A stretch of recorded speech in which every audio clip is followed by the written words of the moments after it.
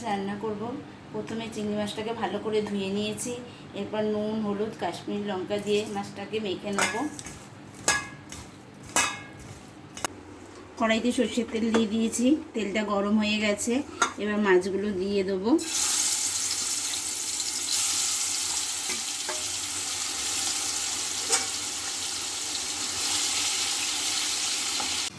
পেঁয়াজ, আদা, রসুন বেটে নেবো। মাছগুলো ভাজা হয়ে গেছে, এবার মাছগুলোকে তুলে নেবো।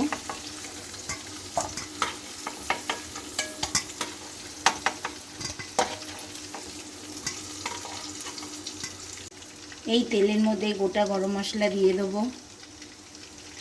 এবার আদা, রসুন, পেঁয়াজ যেটা বেটে রেখেছিলাম সেটা এবার দিয়ে দেবো এর মধ্যেই।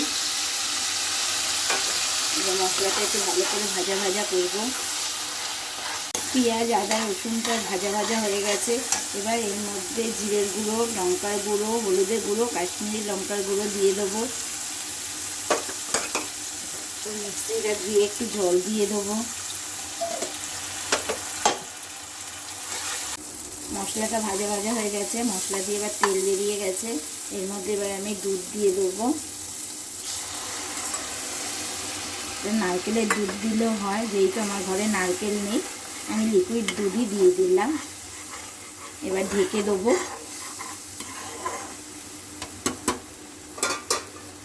এবার মাছগুলো দিয়ে দেবো।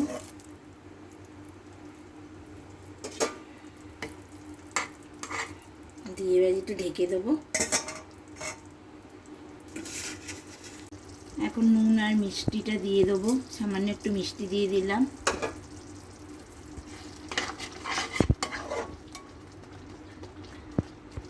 দিয়ে নামিয়ে ফেলবো।